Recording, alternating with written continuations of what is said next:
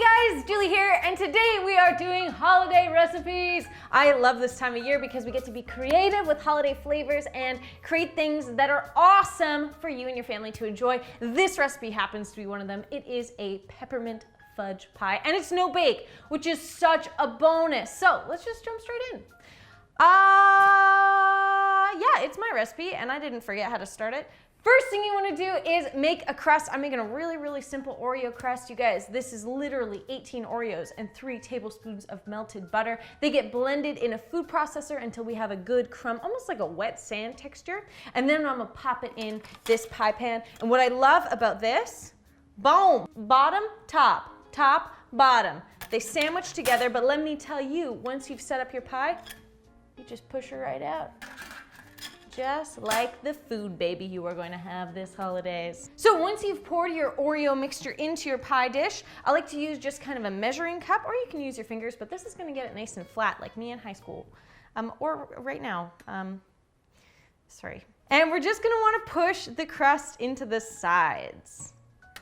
Just kind of like that. I think that this thing does like a pretty dang good job, I'd say.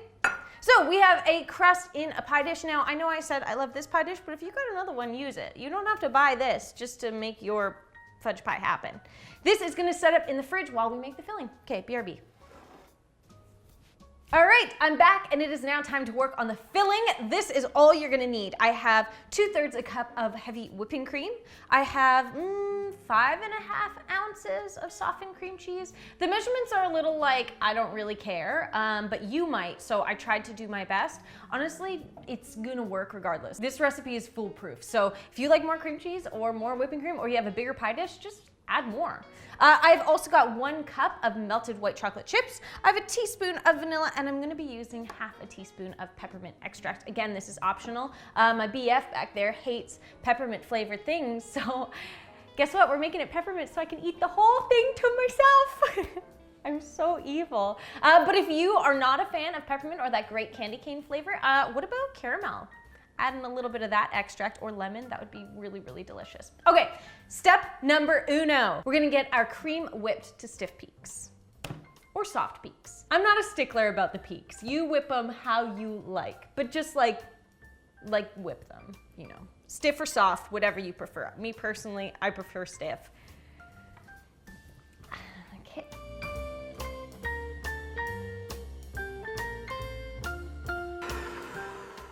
All right, so the next thing we want to do, I'm gonna set that aside, get yourself a big bowl, like this one, and combine all the other ingredients. So I'm gonna do my cream cheese, which is softened. Did I mention that?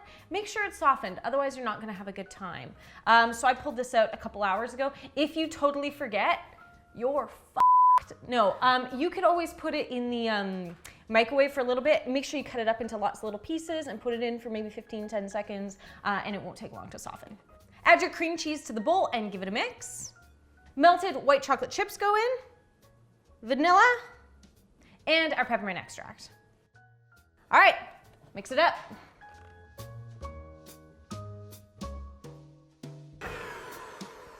All right, so the last thing to do now is to fold in my whipped cream. You wanna be careful with this because we worked so hard to get all those little bubbles in there. You don't want to deflate it. I want this to be a nice and fluffy fudge pie. May your days be merry and bright, and may all your Christmases be white. Once everything is incorporated, your filling is done. We gotta get it into our crust. You'll notice I put a baking sheet under that pan because, well, because a person, like an average person, could just as easily put their hand in the center and then the bottom would pop out, and if they didn't remember to hold the sides, somebody might do that. So I put a baking, I did it, I put a baking sheet under.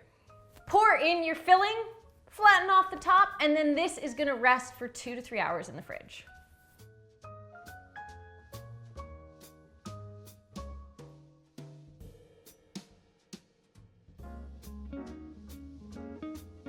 All right, when your pie is all set up, you can top it with whatever you like. Some little sprinkles or some crushed up candy canes might be nice. And then it is ready to enjoy. Make sure you cut it with a nice hot knife and you'll get those crisp edges. And then you put it in your face hole. Oh.